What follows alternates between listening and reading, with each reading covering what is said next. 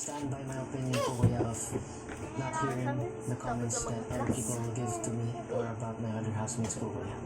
I'll be strong in other ways po kuya. Yan yung sa'yo, tingnan mo kasi. Piniling hindi mapakinggan ang mga komento.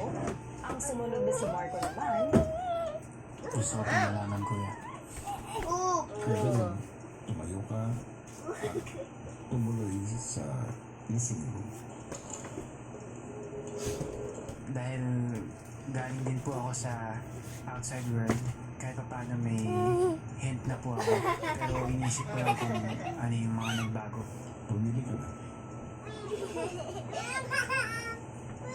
unang pinili ni Marco na narinig ang positibo. Ayun, sus! Di na ikaw makagawas? Ilaw ko ikandada ma.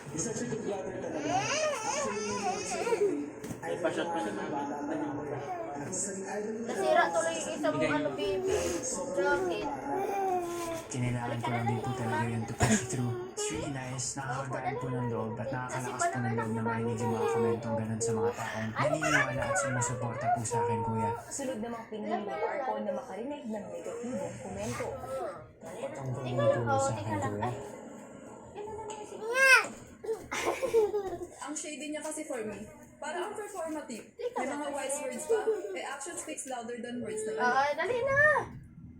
Dali na kasi Ano naman po nilalamig gawin ko ka na. ay masasabi at masasabi yung mga tao. Alam ko po sa sarili ko kung sino po ako, kuya. Galing Maaaring bata. meron po akong Hindi talaga flaws, tuwag ka na pero sa... naniniwala po akong mas nakalalaman po yung mabuting intention ko, kuya. At sa pamilya, Isang pagkakamali na lang. Nahirapan man, sa huli, mas pinili ni Marco na muling makarinig Wala ng umaga positibong hanggang komento ano, tungkol pa rin talaga. sa kanyang sarili. Iuwi talaga kita sa probinsya, iiwan ko doon kay sa nanay ko. Kaalis ako. Actually, Mark is the one Kaya who's ay yung sa buhay. buhay. Hindi ko mapa-imagine bakit grabe nila Emilian eh. Fighting. Nanay mag-alaga. Kailangan ko Para naman po talaga. talaga yung mga Kaya kind iwan ko words lang kayo doon. na alam ko pong patungkol sa akin, kuya. Payayang sa buhay ko. maibalik ko po yung tiwala din sa sarili ko na meron din sa mga supporters ko po, kuya. Sa huli, si Crystal naman ang Sila napili ni mag-tol Kuya. sa may decision ka. aalis ako. Meron na po, kuya. Ang desisyon po na pinipili ko ay hindi po marinig ang mga komento ng outside world about sa akin or sa ibang housemates, kuya.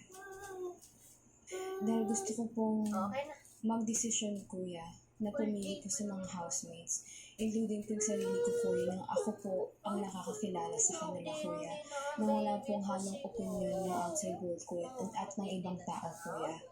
It's a hard decision, kuya, because syempre I want to know what are the actions of the housemates here that they get to see na po, kuya. But at the same time,